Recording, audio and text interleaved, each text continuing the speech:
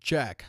Welcome back, everyone. I hope you could see me. If you could hear me, put a comment in the comment section so I know you guys can hear me the proper way. So I'm going to talk about this for a couple of minutes right now because this is going on right now and everybody's flipping out about it. You know, there's a lot of conversation. There's a lot of talk about this that just happened. I'm going to put a link down below for you guys to check it out as well. The news is reporting on it, and obviously it's going to be President Trump announcing his military ban on transgender service members. So essentially, if you're a service member that are serving in the military and you're a transgender, there's a ban. Obviously, there's going to be a lot of stuff that is going on, and there's going to be a lot of stuff that is going to change in the near future. And he's taking a lot of heat over this. A lot. He's taking a lot. People are attacking him. People are saying this. People are saying that. But the reality is simple. The guys that are talking about this have no clue. None. They have no clue because they haven't they haven't served in a combat environment. Maybe they serve in the military, and good on them, good. We appreciate that. But they really haven't served in a combat environment. Let me tell you something, people. There's a huge difference between serving and serving in a combat environment. It's okay when you're back in the rear eating ice cream and having a good time, and it's totally different when you are in Afghanistan in combat. It's totally different. So here's the thing. I totally agree with him. I totally think that what he's doing is good. And here's why. I'm going to tell you a couple of things. First of all, we have no time to deal with this. No time. None. I mean, this should not even be part of our training. Just even should be part of anything. I mean, we are right now conducting combat operations. That means that we should concentrate on shooting, moving, and communicating. That means that we should concentrate on being prepared to fight the enemy. I'm going to tell you something. Back in 2013, I retired from the Marine Corps as a staff sergeant. Hoorah, Semper Fi to the Marines out there. And I cannot tell you how much training, how much time I wasted on learning how to deal with the whole gay people in the military. It was unbelievable, guys. It was unbelievable. We took so much training to learn how to be politically correct about the terms that we use. Well, Staff Sergeant, you got to be able to talk to the Marines this way. I mean, it was constantly training, NCO training, Staff NCO training, Marines, E3s and below training. I mean, it was constantly because they changed the rule, don't ask, don't tell. So again, no time to deal with this. The president talked to the generals, to their advisors, and they recommended, according to this link right here that I was reading, CVS, which I don't know how accurate they are, but after speaking to, let me find it. After speaking to his people, his people, I don't know why I said it like that, but after speaking to his council, they decided that it's no good. So to me, it's simple. It's just, I'm going to tell you what, guys, people getting really upset about this, but this is no different than anything else. Let me tell you something. If you have a medical condition, you may not be able to qualify to join the service. I mean, it sucks. Some of you guys want to join the service, but you can. If you have like extreme high blood pressure, meaning that you get you get stress or you guys know high blood pressure, right? Some of you guys probably have it. My father-in-law just had it. You cannot do some duties. You cannot be a recruiter. You cannot be a drill instructor. There are some limitations based in your medical condition. If you're fat,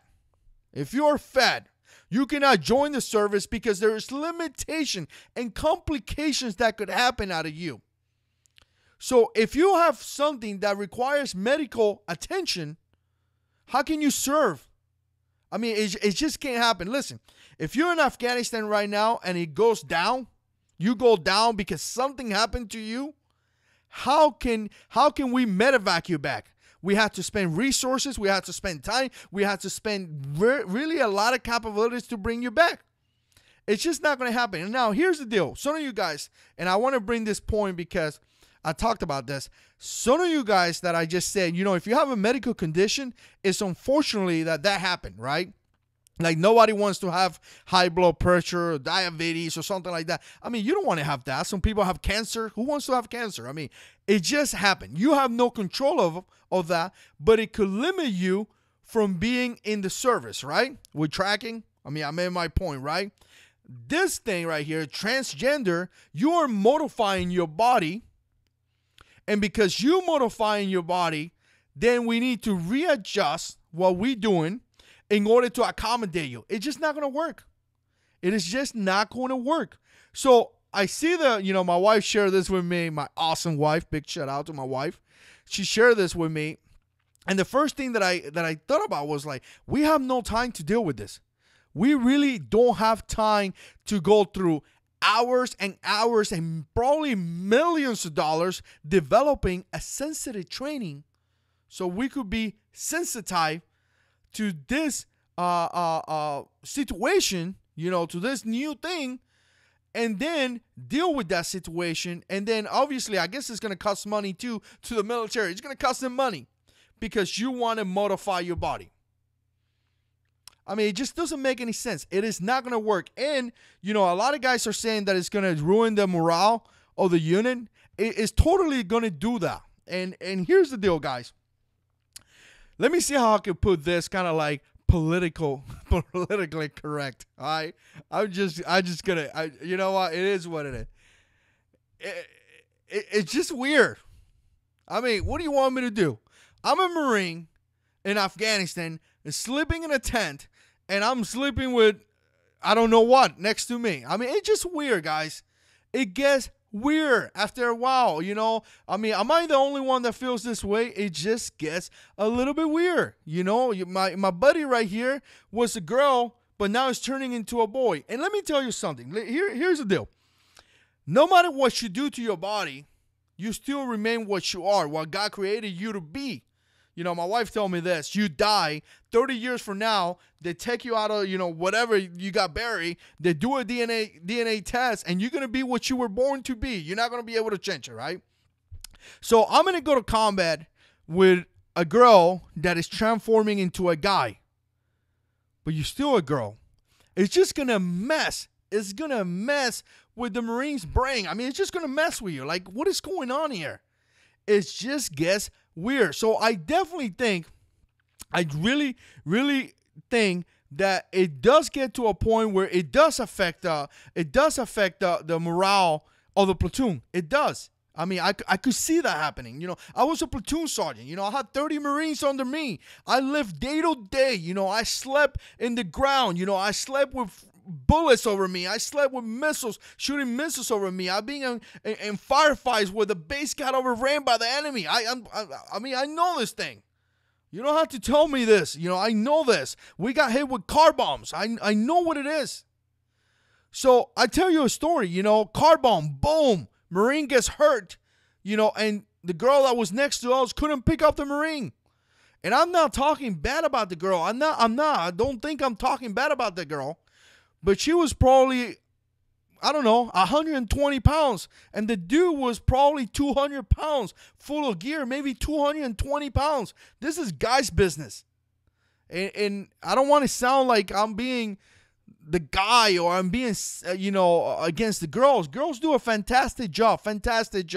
They're great and they do an amazing job. And God created them for us. Remember, guys, after God created the men, he went back to create the girl, and it's just amazing. I love my wife. I love, my family, and girls are great. But the reality is that men are wired a different way.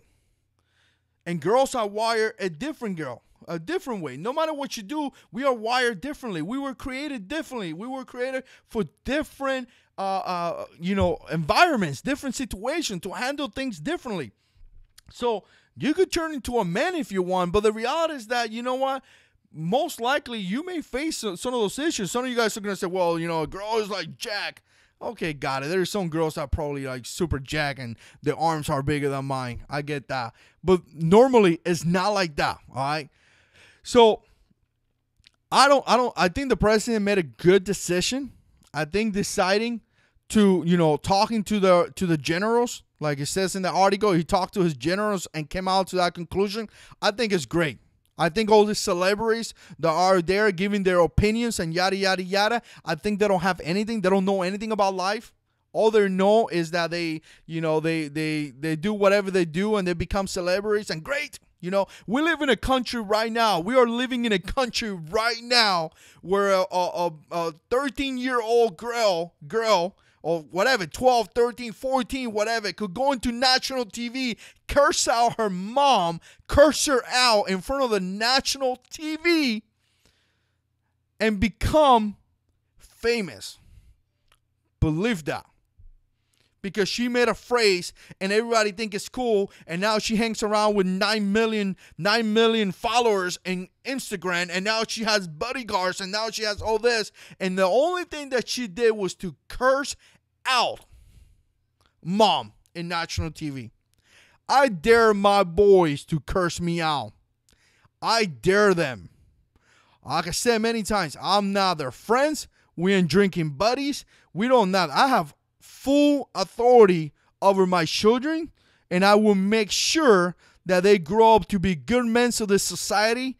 And I will teach him about the love. I will teach him about God. I will teach him about being respectful boys. And I hope to God, and I keep praying every single day, that they will become great members of this society and love the Lord with everything they got. That's what I'm going to do. But we live in a weird society. We're in a weird society. And, sometimes you got to say, man, you know what? I got it. I got it that you're entitled to your own opinion. I got it that you're entitled to whatever you want to do. But because you want to transform your body, it doesn't mean that we have to accommodate. That would be like me going back in the Marines right now and saying, you know what, Sergeant Major, I got fat since I left the Marine Corps. I gained 70 pounds.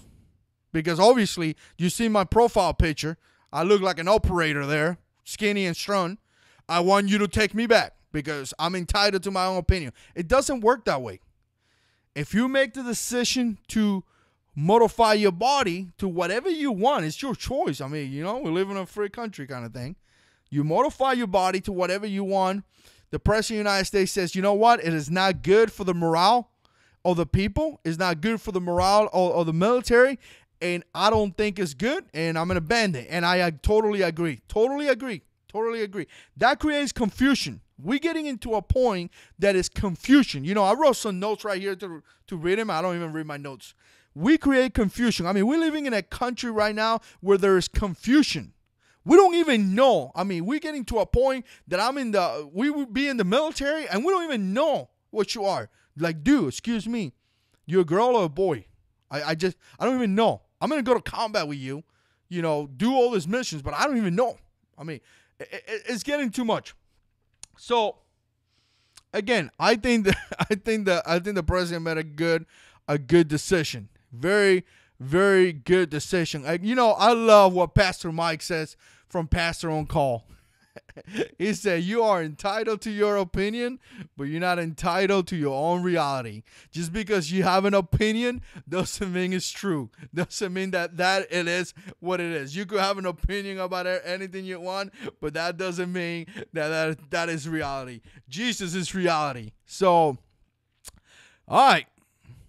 So let me see some of the. I don't even know. I'm gonna have to go back and ask my wife what you guys said in the chat, because I went in a rampage here, and unfortunately YouTube erases this comments right after. I don't know why they do that, and but I'm gonna try to look some of the stuff over here.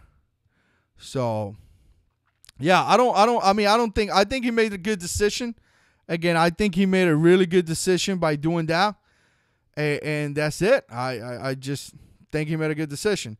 I think it's going to bring too many issues, and I think he made a good decision. So, again, let me know what you guys think.